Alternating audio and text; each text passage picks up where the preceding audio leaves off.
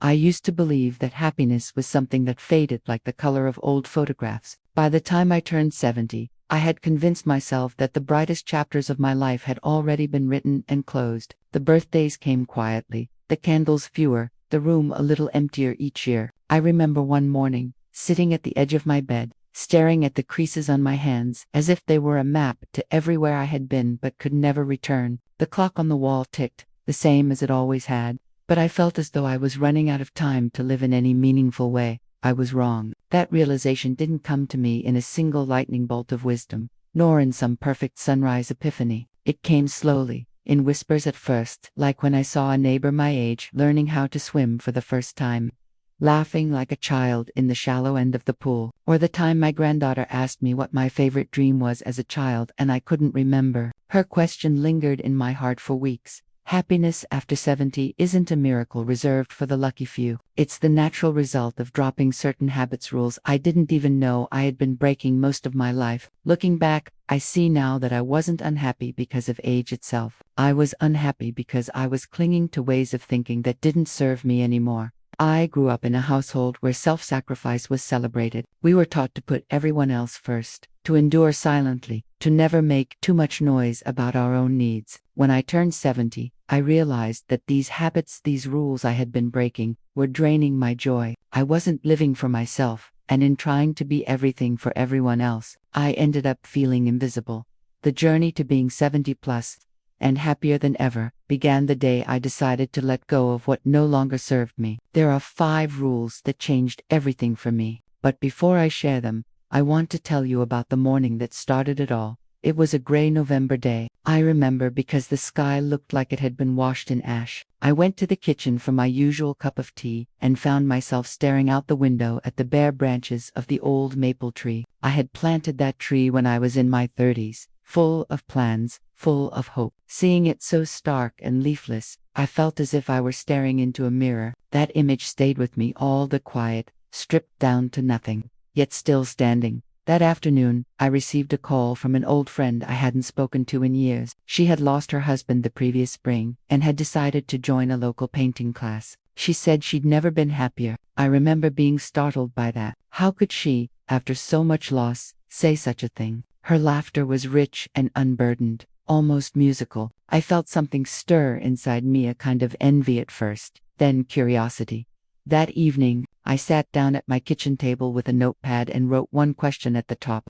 What would make me happier now? Not 10 years ago, not 20, but right now, at 70. For the first time in years, I let myself answer honestly. The answers surprised me. None of them were about money, status, or big achievements. They were about feeling alive again. I realized I'd been living under the shadow of rules. I never consciously agreed to rules that told me it was too late to change, too selfish to want more, too risky to try again. I had been breaking these rules all my life without realizing the cost. That night, I promised myself that I would stop breaking those 5 essential rules, the ones that I'll share in this story. I want to take you with me on this journey, because I know that if you're listening to this, you might feel a little like I once did, maybe invisible, maybe a bit stuck in the weight of years. But I assure you, there's a way forward.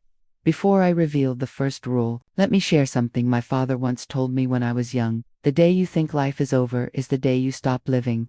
I didn't understand it then. Now I do. In the weeks that followed that November day, I began experimenting with small changes. I started saying yes to invitations I would have politely declined before. I joined my neighbor for a morning walk, even though the cold bit at my cheeks. I smiled more at strangers, which surprised them as much as it surprised me. And slowly, like the first signs of spring on that maple tree, I began to feel something new stirring inside me.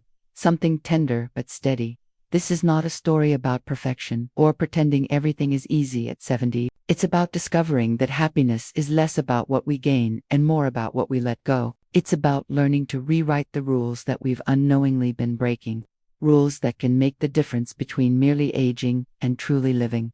As I tell you about these 5 rules, I want you to picture your own life as a canvas. Some strokes are already dry and set in place your past, but there's still so much empty space waiting for fresh colors. It's never too late to add more light, more warmth, more texture. So here we are, a 70-something woman sitting at a wooden kitchen table with a steaming cup of tea, writing down her truths in a notebook that has seen better days, and here you are, listening, ready to hear them. Together, we'll explore the 5 rules that changed my life. When I look back now, I see that the first rule I stopped breaking was also the hardest. I stopped breaking the rule of listening to myself. It sounds simple, doesn't it? Listen to yourself. But for most of my life, I had tuned out my own voice, convinced that everyone else's needs, opinions, and expectations deserved more attention than my own. I was the daughter who never said no, the wife who compromised without question, the mother who believed that her worth was measured by sacrifice. Somewhere along the way,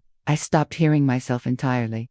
I remember the exact moment I realized how far I had drifted from my own desires. It was during a Sunday lunch at my eldest son's house. The table was crowded with family, the noise of clinking cutlery and overlapping conversations. At one point, my granddaughter asked me if I liked the meal she had helped cook. I smiled and said it was delicious, but in truth, I barely tasted it. I was so accustomed to being agreeable, to keeping the peace, that my own preferences had become irrelevant even to me. That night, as I drove home in the soft glow of the setting sun, I caught my reflection in the car's side mirror. I looked tired, not just from the day, but from decades of putting myself last. I wondered when I had stopped asking myself what I truly wanted. And then, for the first time in years, I asked out loud, "What do I want now?" The answer didn't come immediately. It came in fragments over the next few weeks. I realized I wanted quiet mornings with a book I chose, walks in the park instead of endless chores, a garden that smelled of lavender, and the freedom to say no without feeling guilty. I wanted to feel like my life belonged to me again, even in small ways. Listening to myself didn't mean ignoring others. It meant recognizing that my needs were just as valid. It meant trusting my instincts, honoring my preferences, and admitting that I was allowed to change my mind. At 70, I had to teach myself that I wasn't selfish for wanting joy. I was simply human.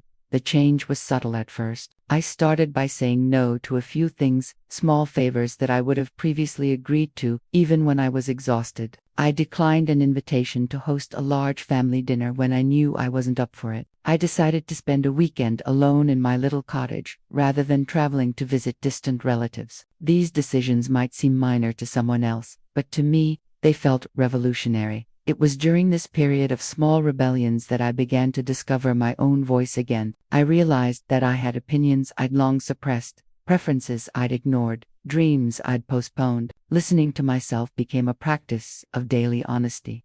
One rainy afternoon, I sat in my armchair with a journal in hand. I wrote down a list of things that truly made me feel alive. Dancing was on that list, even though I hadn't danced in over 30 years. Painting, which I'd loved as a teenager, made the list too. I also wrote down simpler things: sunrise walks, fresh baked bread, writing letters by hand. The list felt like a confession of forgotten joys. A week later, I joined a beginner's dance class at the local community center. Walking into that class at 71 was terrifying. I felt out of place among the younger participants, self-conscious about my stiff knees and slower steps. But when the music started, something inside me shifted. I wasn't graceful, but I was free. For the first time in decades, I danced for myself, not for anyone's approval or applause. The joy I felt that day wasn't about dancing itself. It was about reclaiming a part of myself I had abandoned. It was proof that happiness didn't depend on youth, wealth, or even health. It depended on how deeply we listened to our own hearts. The first rule, then, was this: stop breaking the rule of listening to yourself. It sounds like a paradox, but it means that you must stop ignoring the voice inside you, the one that whispers what you truly need. Too often, we silence it out of habit or fear of disapproval. In the weeks after that dance class, I started to notice how this new habit of self-listening changed the way I interacted with others. I became more patient because I was no longer carrying the weight of unspoken resentment. I was more present in conversations because I wasn't busy suppressing my own thoughts. I found that people respected me more when I spoke up, even when they didn't agree with me. Looking back, I realized that this rule set the foundation for all the others. Without learning to hear myself, I could never have discovered what truly made me happy. It's easy to drift through life following routines, doing what's expected, and assuming that joy is something reserved for the past. But once you begin to listen inward, you notice that the quiet voice has been there all along, waiting to guide you. I remember calling my friend, the one who had inspired me with her painting class, and telling her about my first dance lesson. She laughed, the kind of laugh that feels like sunlight on your face, and said, "You sound like yourself again." That sentence stayed with me. It wasn't just about dancing, it was about coming back to who I really was. Now, when I sit with a cup of tea in the mornings, I make it a point to ask myself, what do you need today? Sometimes the answer is rest, sometimes it's a walk in the garden, sometimes it's reaching out to a loved one. The answers change, but the act of listening never fails to guide me toward a happier, more fulfilling day. This first rule taught me that happiness at 70 isn't about reinventing yourself completely. It's about peeling back the layers of neglect and rediscovering the parts of you that you silenced for too long. If I could tell my younger self one thing, it would be, don't wait for the world's permission to listen to your own heart. The second rule I stopped breaking was the rule of letting go of the grudges, the regrets, the weight I had carried like a secret burden. I didn't know how heavy that weight had become until I began to set it down.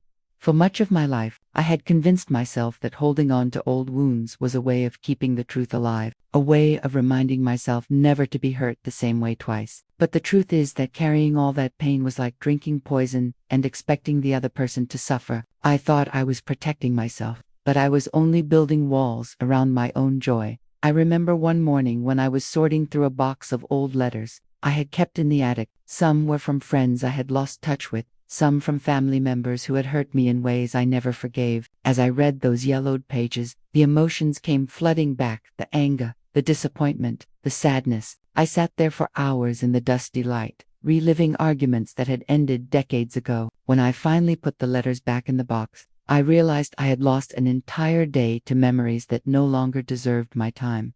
That evening, I went for a walk. The sky was still glowing with the last light of sunset, the horizon painted in soft gold and lavender. As I watched the birds circling above the trees, I wondered what it would feel like to fly without carrying anything. I remember thinking, would I be lighter if I just let go? That thought became a challenge to myself. I decided that week to start forgiving, not because the people who had wronged me deserved it, but because I deserved the peace that came with it. Forgiveness, I discovered, wasn't about forgetting or excusing what happened. It was about choosing to no longer let the pain define my days. Letting go also meant forgiving myself. That part was harder. I had so many regrets, missed opportunities, unspoken words, times when I should have been kinder or braver. I carried those memories like a bag of stones, and every one of them whispered that I had failed somehow. One evening, I wrote a letter to my younger self. I wrote about the mistakes I thought she had made, the things I wished she had done differently. But as I wrote, I realized that she, my younger self, had done the best she could with what she knew at the time. She wasn't a villain, she was just human. By the end of that letter, I found myself thanking her for surviving everything that brought me to this point in my life. I didn't mail that letter, of course. I folded it and placed it in the same journal where I had written my list of joys. It became a kind of peace treaty with my past. The transformation wasn't instant. Some grudges still whispered to me in quiet moments, but I learned to respond differently. When those old voices rose up, I reminded myself that they were echoes of the past, not truths of the present. With each step of letting go, I felt myself becoming lighter, freer. One Saturday afternoon, my eldest daughter came to visit. We sat on the porch drinking tea, and for the first time in years, I spoke about my regrets without bitterness. I told her about the mistakes I had made, and instead of shame, I felt a kind of release. She listened quietly, then reached out and squeezed my hand. She said, "Mom, you've always been harder on yourself than anyone else ever was." Her words struck something deep in me. I realized that part of letting go was also allowing myself to be seen without the armor I had built. The more I let go, the more space I had in my life for joy. I started noticing the little things, the warmth of the morning sun through the curtains, the way the neighborhood children laughed as they played outside, the scent of the first spring flowers after winter. These moments had always been there, but I hadn't seen them because I was too busy carrying yesterday's sorrows. There was one memory that I clung to for decades, an argument with my younger brother that had driven us apart. We hadn't spoken for 15 years. I always told myself it was his fault, that I was waiting for his apology. But as I grew older, I began to see that waiting for that apology was like locking myself out of a garden because someone else refused to open the gate. Last year, I decided to write him a letter. I didn't apologize for things I didn't feel were mine to apologize for, but I told him I missed him. I told him I was ready to let the past rest. I never knew if he would write back, but 2 weeks later, a small envelope arrived in the mail. His handwriting was shaky but familiar. He wrote that he had missed me too, that he had thought of reaching out many times but didn't know how. We didn't erase the years apart, but we opened a door to whatever time we still had left. Letting go taught me that happiness isn't about erasing pain or pretending it never happened. It's about freeing yourself from the need to hold it so tightly. When you unclenched your fists, you realize how much you've been missing, how much beauty has been waiting for you to make room for it now. Whenever I find myself revisiting an old wound, I picture a bird perched on a branch, wings folded. I imagine telling it, "You can go now." And in my mind, it lifts off into the sky, leaving the branch lighter, leaving me lighter. The second rule, then, was this: stop breaking the rule of letting go. Stop gripping the past so fiercely that you miss the present. Happiness at 70 doesn't require perfection. It requires space in your heart, in your mind, in your days. As I embraced this rule, I felt as though I was finally stepping out of the shadows of my own history. I began to laugh more easily, to speak with more kindness, to dream a little bigger. I started to see that growing older isn't just about losing things, it's also about gaining the wisdom to know what no longer needs to be carried. The third rule I stopped breaking was the rule of reaching out. It's the rule that says, you cannot build a fulfilling life by standing behind walls. For years, I had believed I was protecting myself by staying private, by keeping my circle small. I told myself I was just introverted or that I was too old to make new friends. But the truth was, I had been retreating out of fear of rejection, fear of being judged, fear of being a burden. Loneliness can disguise itself as comfort. I didn't realize how much I was missing until I began to open the doors I had locked out. It started with something as simple as answering the phone when a neighbor called. For a long time, I had let those calls go to voicemail, telling myself I'd call back later, though I rarely did. One morning, after my dance class, my neighbor Sarah invited me for tea. I almost declined out of habit, but instead I heard myself say yes. That yes changed more than just an afternoon. Sarah was a widow in her late 60s, with a warm smile and a garden full of wildflowers that she tended with love. That day, as we sat in her sunlit kitchen sipping tea, we talked about everything from recipes to old heartbreaks. By the time I left, I felt lighter, as if the simple act of sharing stories had stitched something back together inside me. That experience taught me that reaching out doesn't always mean grand gestures. Sometimes it's as small as sitting across from someone with a warm cup between your hands. I had forgotten how comforting it was to be understood by another person without having to explain too much.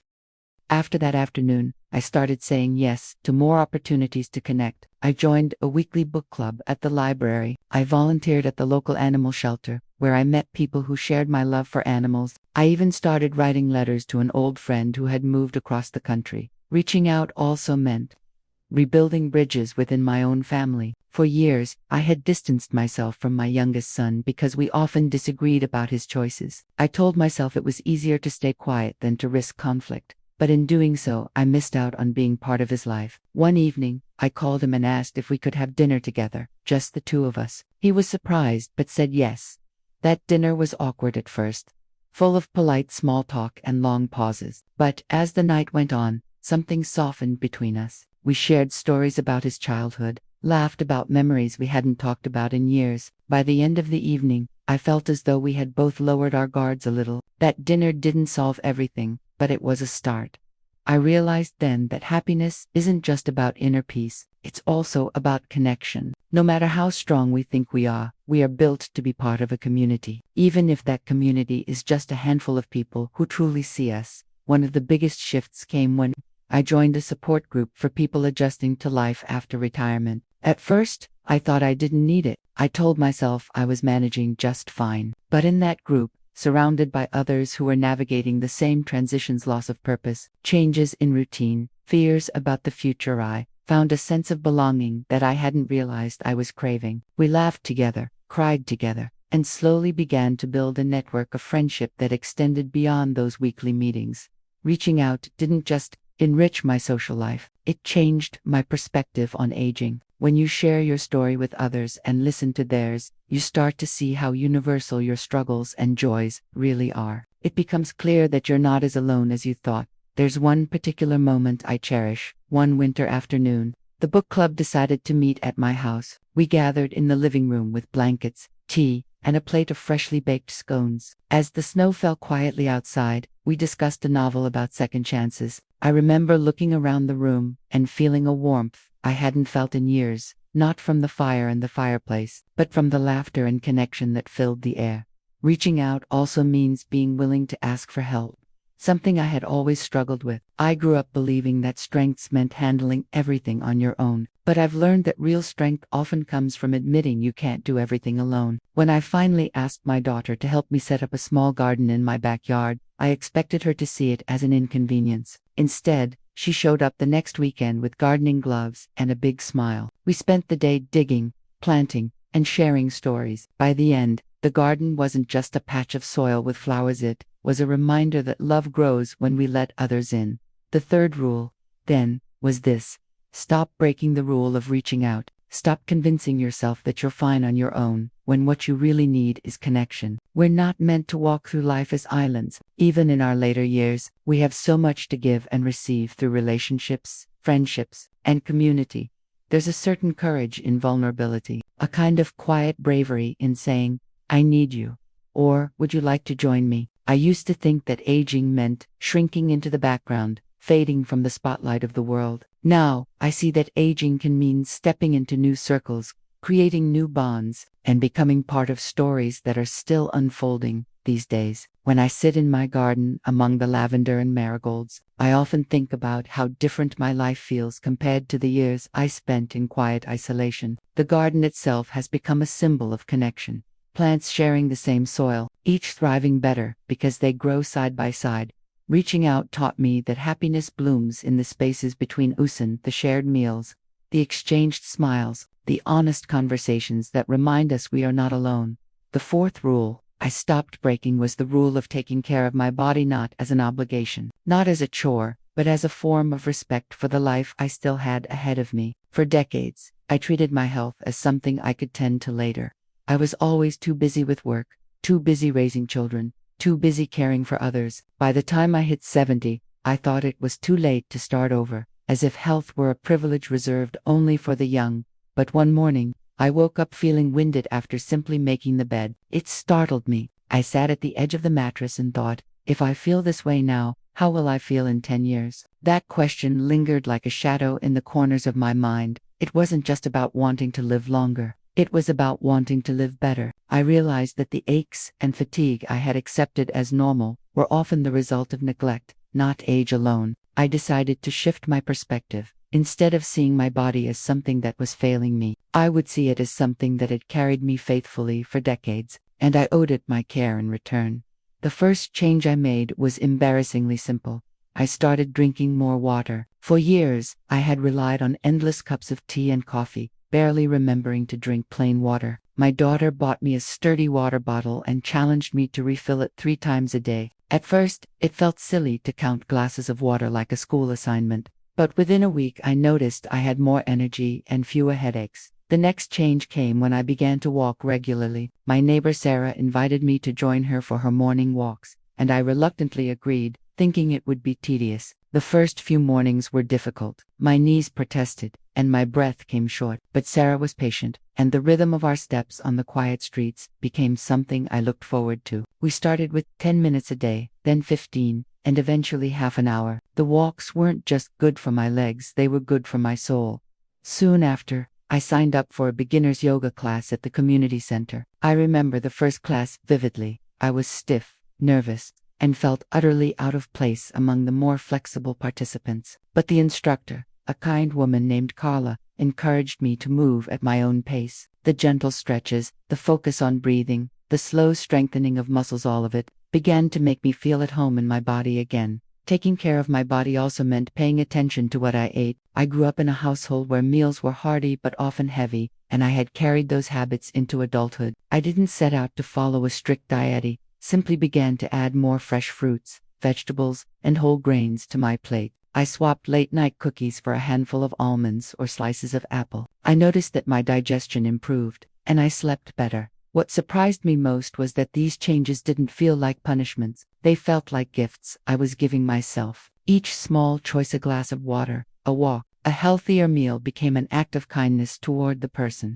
I was becoming. There was a day about 6 months into these changes when I realized how much progress I had made. I was carrying a basket of laundry up the stairs when I noticed I wasn't out of breath. I stopped halfway up the steps, smiling to myself. That small victory felt monumental. Another part of caring for my body was finally addressing long-ignored health checkups. For years, I had avoided routine appointments, partly out of fear of bad news and partly out of procrastination. But as I began to feel stronger and more confident in my routines, I realized that avoidance was not a form of protection, it was neglect. I scheduled a full checkup with my doctor, and though some results required attention, I felt relieved to know the truth and to have a plan.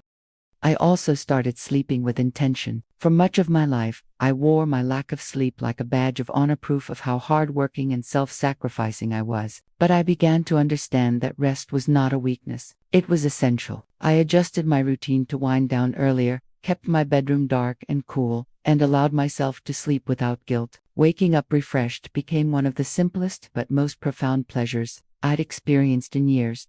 Caring for my body didn't erase the natural challenges of aging. I still have days when my joints ache, when I move slower than I'd like. But now I meet those moments with gratitude rather than frustration, because I know I'm giving myself the best chance at a vibrant life. One of the unexpected gifts of this rule was how it changed my relationship with my grandchildren. I used to sit on the sidelines as they played in the yard, waving from my chair. Now I join them, maybe not running as fast as they do, but still chasing bubbles, kneeling to help them build sandcastles, and laughing with them until my cheeks hurt. Those moments feel priceless, and they're possible because I chose to honor my body's needs. The fourth rule, then, was this: stop breaking the rule of taking care of your body. Stop treating your health as an afterthought or as something too far gone to improve. No matter the age, your body responds to kindness, to care, to attention. I sometimes think of my body as a loyal companion, one that has walked with me through joy and grief, through work and rest, through raising children and saying goodbye to loved ones. The least I can do is treat it with respect in return. If I could go back and speak to the woman I was 10 years ago, I would tell her this: you are never too old to begin again. Your body has been waiting for you to listen. The fifth and final rule I stopped breaking was perhaps the most difficult of all: the rule of forgiving myself. For most of my life, I was my own harshest critic. I forgave others more easily than I ever forgave myself. I carried mistakes like stones in my pocket, siege, one a reminder of moments when I had spoken too sharply to someone I loved, made a poor decision about money, or let fear hold me back from an opportunity. I thought that holding on to these regrets somehow made me responsible, as if punishing myself was proof of my goodness. But what it really did was weigh me down, quietly stealing joy from my days. This rule came to me slowly, over countless quiet evenings. I remember one night sitting by the window as the sun slipped behind the hills. I was thinking about my late husband. We had been married for 42 years, and while we loved each other deeply, we were not without our flaws. I often replayed our arguments in my mind, the things I should have said, the apologies I never voiced. I wondered if he had carried regrets too. That evening, I realized something. If I could imagine forgiving him for all his faults, why couldn't I offer the same grace to myself? The thought felt like a crack in a heavy wall. I began with small acts of forgiveness. I forgave myself for not being the perfect mother. I forgave myself for the friendships I had let slip away because I was too busy. I forgave myself for the years I spent doubting my own worth. Each time I released one of these burdens, I felt a little lighter, as if a knot inside me was gently loosening. It wasn't easy. There were days I would slip back into old patterns, criticizing myself over something trivial, like forgetting to return a phone call. But little by little, I learned to catch those thoughts before they grew roots. I would pause and remind myself, you're allowed to be human. The hardest forgiveness came when I faced a memory I had avoided for decades. When my oldest son was 15, we had a terrible fight. He wanted to drop out of school to pursue music, and I, terrified for his future, told him he was being foolish and irresponsible. The words I used were harsher than they should have been, and they left a wound between us that took years to heal. Though he eventually forgave me, I never truly forgave myself. One day, after a long conversation with my daughter about the importance of letting go, I decided to write my son a letter. In it, I apologized again not for the decision I made at the time, but for the way I expressed it. I told him I had carried the weight of that day in my heart for far too long. Writing that letter felt like opening a window in a stuffy room. When I sent it to him, his response was simple but profound. Mom, I forgave you a long time ago. I just wish you had forgiven yourself sooner. Those words broke something open in me. They taught me that sometimes the prison we live in is one we build for ourselves, and the key has been in our own hands all along. Forgiving myself also meant letting go of the should-have version of my life. I used to think I should have traveled more, should have gone back to school, should have saved more money. These thoughts kept me rooted in regret, unable to appreciate the richness of the life I had actually lived. Now, I look at the sum of my years, the laughter, the lessons, the resilience, and see that it was enough, more than enough. This rule of self-forgiveness changed the way I approached my relationships. I became more patient with others because I understood that everyone carries their own private regrets. I stopped demanding perfection in them and in myself. This made space for deeper, more authentic connections. One of my favorite moments came last spring when my granddaughter asked me to tell her the biggest lesson I'd learned in life. I thought for a long moment and then said, learning to forgive myself for the times I didn't know better. She tilted her head, thinking about it, and then hugged me tightly. I could tell the message reached her heart, even if she couldn't yet fully grasp it. Forgiveness, I realized, isn't about excusing mistakes or pretending they never happened. It's about acknowledging them honestly and choosing not to let them define the rest of your story. If you're listening to me now, wondering how to start forgiving yourself, know that it doesn't have to happen all at once. Start with one memory, one regret. Speak to yourself as kindly as you would speak to a dear friend. You deserve that kindness just as much as anyone else.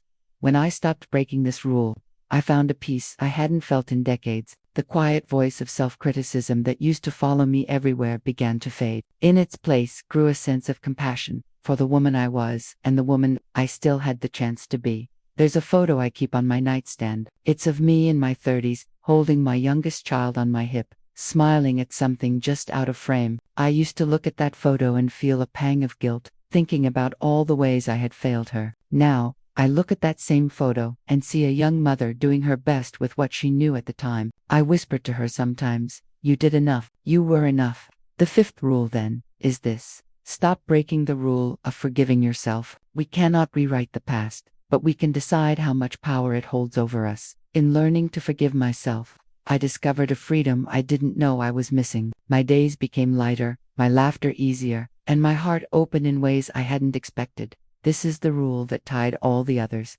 together, because without forgiving myself, I couldn't have fully embraced gratitude, connection, joy, or health. They all depended on me believing I was worthy of a second chance. As I sit here now, sharing these stories with you, I can't help but marvel at how different life looks through the lens of these 5 rules. When I first crossed the threshold into my 70s, I thought I had reached the end of the chapters worth telling. I thought the best days were behind me, that all that remained was to watch from the sidelines as the world moved forward without me. I couldn't have been more wrong. I am 74 today, and I can say without hesitation that I am happier than I have ever been, not because my life is perfect, but because I have learned how to live it. These rules didn't erase my challenges. They didn't take away the aches in my knees, or the occasional sleepless nights worrying about my children. But they changed the way I carried those challenges. They gave me a sense of agency over my own joy.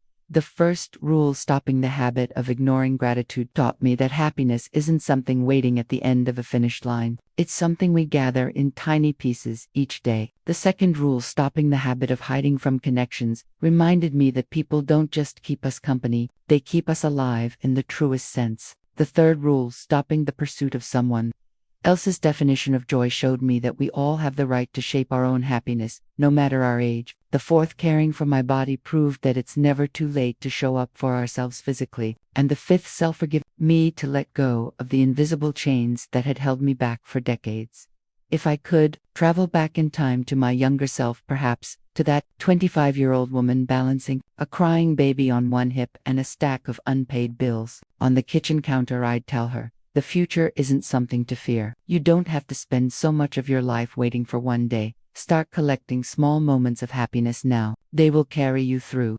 One of the most unexpected changes I've noticed is how these rules have influenced the way I see aging itself. For years, I believed the unspoken story that aging was a slow decline, a fading away, but now I see it differently. Aging is not about losing yourself, it's about uncovering the layers of who you've always been, without the noise and expectations that once drowned out your own voice. I remember a conversation I had recently with my grandson. He asked me, in that blunt way only children can, "Grandma, are you scared of getting older?" I smiled and told him, "I used to be, but now I think of getting older like reading a long book. The further you go, the more you understand the story, and the better you appreciate each page you've already turned." That answer surprised even me. It made me realize that these 5 rules had shifted something fundamental in me.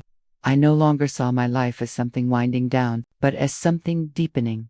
There was a time when birthdays felt like milestones of Lawson of the year gone, another candle on the cake reminding me of what was slipping away. These days, I see birthdays as victories, proof that I'm still here, still learning, still loving. I don't want you to think that I live in constant sunshine now. I still have days when grief catches me off guard, when I miss my late husband so deeply that it feels like a fresh wound. I still get frustrated when I can't remember where I left my glasses, or when my body won't let me move as quickly as I'd like. But the difference is that I've learned not to let those moments define the whole day. I allow them their space.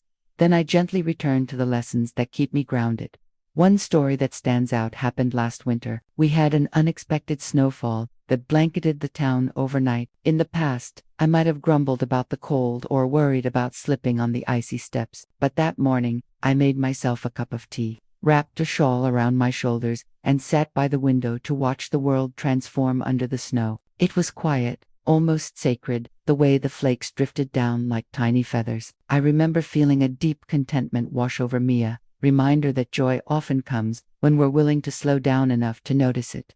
Another moment came during a family gathering. My children and grandchildren were laughing together over a silly card game. I looked around the room and thought about all the years I had spent trying to control every detail of family get-togethers, worrying about the food, the decorations, the timing. That night, I let go of all that. I just sat back and watched their faces glow with laughter. It struck me then that happiness had been in front of me all along. I had just been too busy striving to orchestrate it, to see it clearly. If there's one thing I want anyone listening to remember, it's this: it's never too late to start living differently. Whether you're 70 or 27, you don't have to wait for some magical moment to give yourself permission to be happy. As I finish sharing these 5 rules, I feel a sense of gratitude for the journey itself, the highs and the lows, the tears and the laughter. Each step led me to this place of understanding, and I wouldn't trade the lessons for anything. If you're just beginning to think about your own rules, start small. Pick one thing you've been breaking, whether it's neglecting gratitude, avoiding connections, denying yourself joy, ignoring your health, or refusing to forgive yourself, and take one small step toward changing it today. You may be surprised by how quickly life responds to even the smallest shift. I want to leave you with one final thought. Happiness at 70 and beyond isn't about chasing the extraordinary. It's about finding wonder in the ordinary. It's about the taste of warm bread fresh from the oven, the sound of a friend's voice on the phone, the comfort of a soft blanket on a chilly night, the pride in watching a grandchild learn something new, the peace of watching the sun sink behind the horizon. When I look back now, I realize that I spent far too many years thinking that happiness required big, sweeping changes, moving to a new city, buying something expensive, achieving some elusive goal. But in the end, the truest contentment came from learning to cherish what was already in my hands. And so, I close this chapter with an open heart. I am 74, yes, but more alive than I have ever been. These 5 rules, these choices are not just for people my age. They're for anyone who's ever felt weighed down by regret, disconnected from others, or convinced that joy was out of reach.